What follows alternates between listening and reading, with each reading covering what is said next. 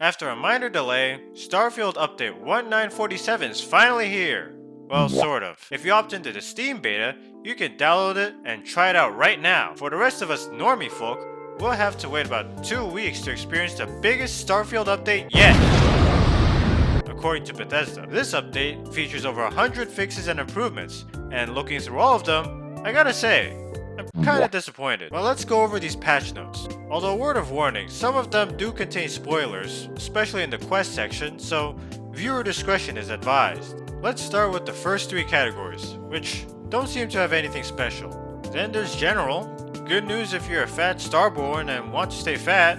Also, I don't know what this means. Graphics is where we see the most substantial improvements, some of which Bethesda has already shown, like improved lighting in the character creation menu, shadows on planet rings, and sun disk geometry. Admittedly, the improved widescreen support is a little more important to me than probably to most of you, because one of my monitors is 16:10, although I don't use that for recording. Improved eyes and skin on crowd characters is something I wish they'd showed on Twitter. I might have to do a before and after on that one. Improved lighting at 73 locations. Geez, I wish they named said locations. Control lock is something I experienced once, I believe. Also, that's not a graphical improvement or fix. Other than that, most of them are fixes for graphical glitches. Heading over to Outposts, doesn't seem like they fixed the bug where spacers spawn in then despawn, and then all your outpost buildings start randomly blowing up. Moving on to powers, this sounds like an awesome bug. Quests and random encounters, I won't go over it because there's spoilers, but if you see anything that affects you, that's great. Checking on ships and ship customization, if you still have the entire city of New Atlantis stalking you in space, unfortunately they didn't fix that. But they did fix the asteroid following you. That's something. Looking at skills, this might be a buff for targeting control systems. I'm not sure though. Might make target locking faster. And lastly, weapons and items. And that's it. No mention of the creation kit, city maps, or other stuff they mentioned in their pseudo roadmap. Guess we'll have to wait until March to find out. But is this Starfield's biggest update?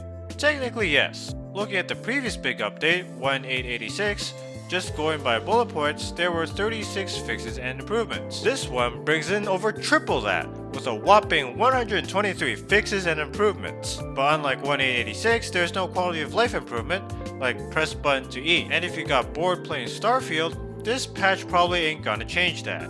So yes, pretty underwhelming, considering that it's been 5 months since the game came out, and there's been no substantial content update, and everyone's hating on it, and I'm pretty sure there's gonna be people hating on it in the comments, especially when compared to Fallout 4, where we'd see the Automatron DLC released at roughly the same period of time.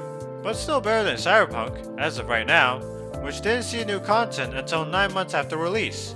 Although one can argue that Starfield has the benefit of being released on 2 platforms versus 5 for Cyberpunk, and being less broken. I will make a video talking about what the future of Starfield might look like, and it's gonna be pretty interesting, so stay tuned. If you made it this far into the video, thank you so much for watching, I really appreciate it.